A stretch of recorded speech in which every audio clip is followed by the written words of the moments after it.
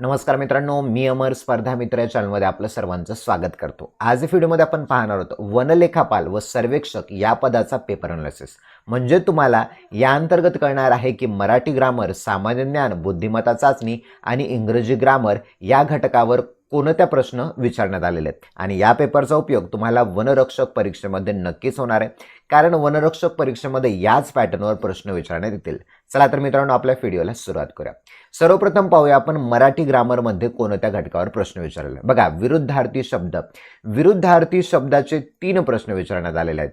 समानार्थी शब्दाचा 1 प्रश्न विचारण्यात आलेला आहे. म्हणीवर 1 प्रश्न विचारण्यात आलेला आहे. वाक्प्रचार यावर 1 प्रश्न विचारण्यात आलेला आहे. शब्दसमूह यावर 1 प्रश्न विचारण्यात आलेला आहे. अलंकार या घटकावरती 4 प्रश्न विचारण्यात आलेला आहे. प्रयोग ओळखा या घटकावरती 1 प्रश्न विचारण्यात आलेला आहे. बघा, नंतर आहे अभंग कोणी लिहिला यावरती 1 प्रश्न आहे. नंतर आहे विशेषण यावरती 1 प्रश्न आहे आणि अनेक वचन, एकवचन या घटकावरती 1 प्रश्न आहे. तर मित्रांनो बघा, अशा पद्धतीने या सर्व घटकांचा वनभरती परीक्षेमध्ये प्रश्न विचारण्यात आलेले आहेत, एकूण 15. आता बघा, काही शिफ्टमध्ये या घटकावरती विचारण्यात आले, तर काही शिफ्टमध्ये हेच घटक आणि या घटकांव्यतिरिक्त कोणत्या घटकांवर विचारण्यात आलेले ते आता पाहूया. बघा, लेखक व पुस्तके हे सुद्धा प्रश्न विचारलाय.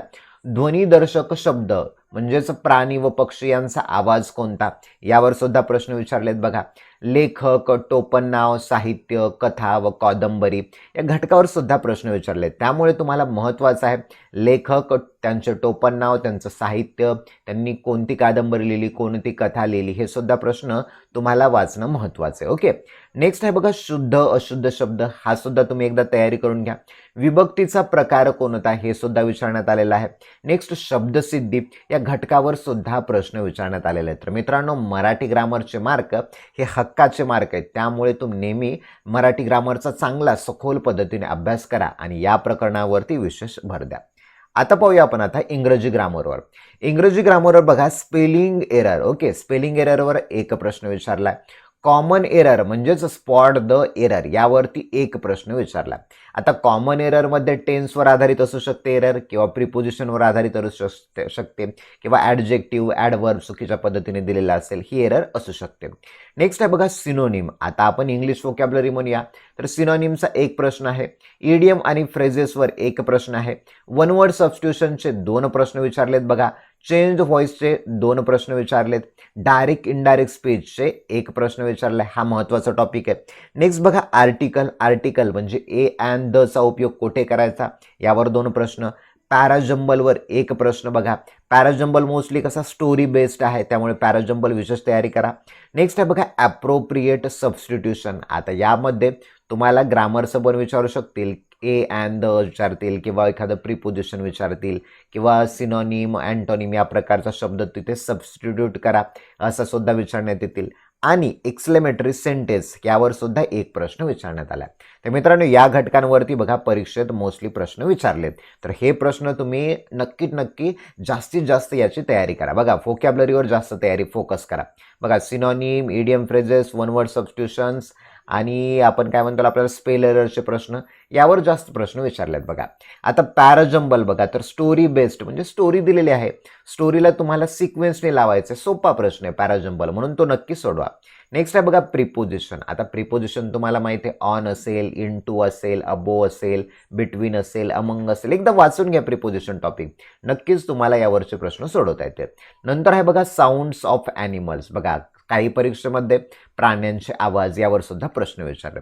आता टेन्स तुम्हाला माहिती आहे, टेन्सचे सर्व प्रकार पाठ करून घ्या. टेन्सवर कशा प्रकारचे विचारतात, जसं की समजा सिम्पल प्रेझेंटमध्ये फी1 येतं, प्रेझेंट परफेक्टमध्ये subject plus have has plus फी3, म्हणजे हॅव हॅज नंतर फी3 येतं.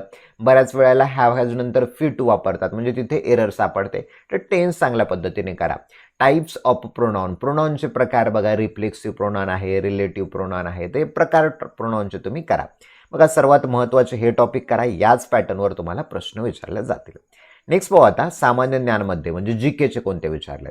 बघा, इतिहासमध्ये 4 प्रश्न विचारले. त्यापैकी प्राचीन इतिहासावरती 3 प्रश्न आहेत.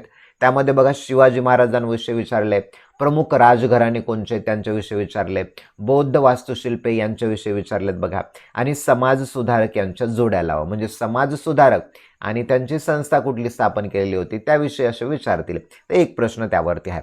नंतर बघा भूगोलाचे 3 प्रश्न आहेत. नृत्य प्रकार म्हणजे कोणत्या राज्याचा कोणता नृत्य प्रकार किंवा हा व्यक्ती कोणत्या नृत्याशी संबंधित असा विचारला. वन अहवाल यावर सुद्धा प्रश्न विचारला बघा. उत्पन्न म्हणजे कोणत्या राज्याचं किती उत्पन्न आहे यावर प्रश्न विचारला. राज्यघटनेवरती बघा 2 प्रश्न विचारलेत. चालू घडामोडीवरती 4 प्रश्न विचारले. चालू घडामोडीवरती बघा SAFF चॅम्पियनशिप म्हणजे खेळाविषयी प्रश्न विचारलाय. तर खेळाविषयी जास्तीत जास्त तयारी घ्या, जास्तीत जास्त प्रश्न वाचून घ्या. HDI इंडेक्स म्हणजे ह्युमन डेव्हलपमेंट इंडेक्स बऱ्याच वेळेला विचारलाय. ग्लोबल हंगर इंडेक्सचं एकदा वाचून घ्या. ओके. नेक्स्ट आहे बघा इस्रो उपग्रह याच्याशी संबंधित एक प्रश्न होता आणि विज्ञानाशी संबंधित एक प्रश्न होता. आता पाहूया मित्रांनो कोणकोणते महत्त्वाचे प्रश्न विचारण्यात आलेले होते. बघा आपल्याला मिळालेल्या माहितीनुसार हे प्रश्न विचारण्यात आलेले.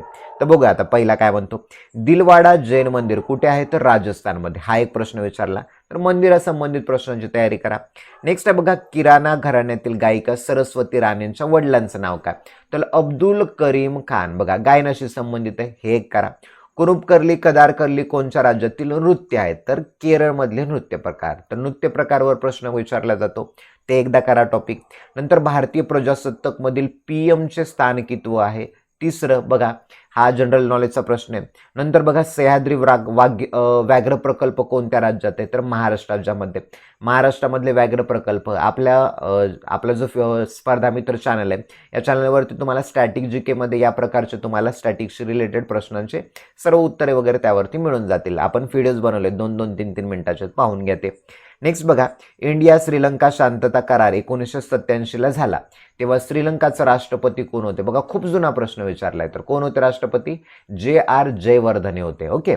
नंतर खिसान पक्षी अभयारण्य कुठे तर राजस्थानला. पक्षी अभयारण्य वाचून घ्या स्टॅटिक GKच्या पुस्तकामधून कुठल्याही. नेक्स्ट बघा पंजाब राज्यातील शिखांचे लोकसंख्या प्रमाण 57.59% शिखांचं लोकसंख्या प्रमाण आहे. आता बघा मित्रांनो मोस्टली आपण महाराष्ट्राचं करतो, महाराष्ट्राची लोकसंख्या वाचतो, परंतु शिखाचं विचारलं तर वाचून घ्या दुसऱ्या राज्याची सुद्धा. ओके. नेक्स्ट आहे भारतातील सर्वात मोठं तरंगणारं सोलार पॉवर प्लांट. करंटचा प्रश्न आहे तेलंगणा. चिकन हे कोणत्या किंगडममध्ये येतं तर ॲनिमेलिया किंगडम. सायन्सचा प्रश्न आहे बघा. अल्बुमिन कशाचा प्रकार आहे तर प्रोटीनचा. सायन्सचा प्रकार आहे बघा. अर्थसंकल्पातील रेल्वे बजेट कोणत्या राज्याचा सर्वात जास्त हिस्सा आहे तर UP म्हणजे उत्तर प्रदेशचा सर्वात जास्त रेल्वे बजेटमध्ये हिस्सा आहे बघा. बाबरवानी कोणी लिहिलं तर पुस्तक दिले गुरु नानक यांनी लिहिलेलं आहे. चित्रा मगेमय राज कोणत्या खेळाशी संबंधित आहेत तर स्नूकर. बघा खेळाशी संबंधित असणारे खेळाडू यांच्यावर प्रश्न विचारला. आता बँकिंगचे बी प्रश्न विचारले बघा. पब्लिक प्रॉव्हिडंट डिपॉझिट लिमिटेड तर याचा किती लिमिट आहे त्याची तर 1.5 लाख प्रतिवर्ष लिमिट आहे. इस्रोच्या वन वेब मिशनमध्ये LVM-3 ने किती सॅटेलाइट प्रक्षेपित केले तर 36 सॅटेलाइट प्रक्षेपित केले बघा. पुढीलपैकी कोणती शेड्युल्ड प्रायव्हेट बँक नाहीये तर AU स्मॉल फायनान्स बँक. आता बँकेशी रिलेटेड प्रश्न विचारले. ओके. लेखापालचा पेपर असल्यामुळे कदाचित त्या प्रकारचे विचारलेले असतील किंवा फोकस दिलेला असेल या प्रकारचा. नेक्स्ट बघा गुजरातच्या खंबात आखातमध्ये कोणते सिंधू संस्कृती ठिकाण आहे तर लोथल हे ठिकाण आहे बघा. म्हणजे ठिकाणाविषयी प्रश्न विचारला. नेक्स्ट बघा कलम पाठ करा मित्रांनो. कलमवर जास्त प्रश्न विचारलेत. कलम 145(3) नुसार घटनेचा अर्थ लावण्यासाठी कमीत कमी किती न्यायाधीशाचे खंडपीठ असते तर 5 न्यायाधीशाचं खंडपीठ असतं. तर मित्रांनो अशा प्रकारचे प्रश्न विचारण्यात आले GK मध्ये. ओके. चला आता नेक्स्ट पाहूया रिझनिंगवर कसे विचारले. आता रिझनिंगवर विचारलेत बघा सिटिंग अरेंजमेंटचे प्रश्न. आता एक टेबल दिलाय, टेबलमध्ये 8 लोक बसलेले आहेत. आता सिटिंग अरेंजमेंटवर कसे प्रश्न विचारतील तुम्हाला. सिटिंग अरेंजमध्ये बघा सर्कलमध्ये काही लोक 8 लोक बसलेत, काही लोक मध्ये बघायलेत, काही लोक बाहेर बघायलेत, अशा प्रकारचा प्रश्न विचारू शकतात. किंवा कधी काही लोक सर्वच जण आतमध्ये चेहरा आहे त्यांचा समोर मध्ये बघायलेत केंद्रस्थानी, असा एक प्रश्न विचारतात. किंवा स्क्वेअरमध्ये विचारतात, कधी कधी रेक्टँगलमध्ये विचारतील. तर सिटिंग अरेंजमेंटचे जे काही प्रकार आहेत त्यानुसार ते करून घ्या.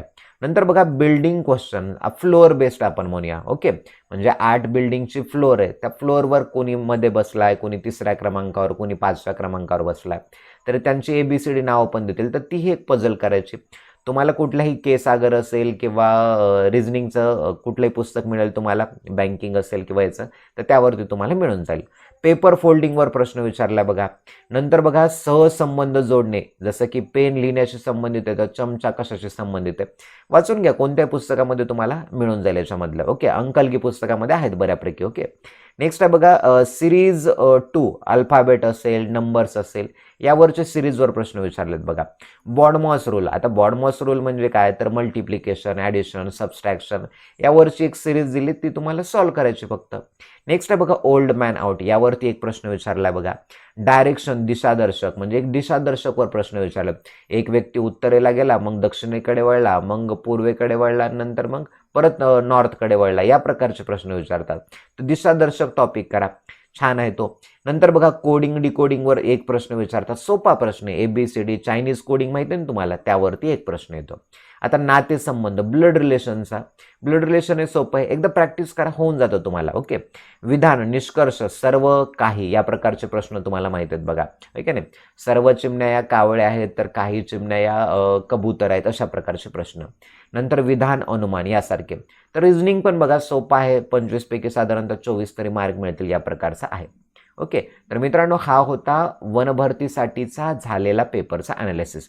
तर मित्रांनो व्हिडिओ आपला संपूर्ण पहा आणि जे आपण टॉपिक याच्यामध्ये सांगितले त्या टॉपिकची वारंवार तयारी करा, नक्कीच तुम्हाला त्याचं बेनिफिट होणार आहे. तर मित्रांनो आपल्या स्पर्धा मित्र चॅनलला महत्त्वाचं लाईक करा, शेअर करा, सबस्क्राईब करा आणि हा माझा नंबर आहे, या नंबरवरती तुम्हाला टेलिग्राम ला सुद्धा जॉईन होऊ शकता किंवा तुम्ही मला पर्सनल कॉलसुद्धा करता येईल किंवा मेसेजसुद्धा पाठवू शकता इंग्लिश ग्रामरच्या तयारीसंबंधी. चला तर मित्रांनो आपण येथेच थांबूया.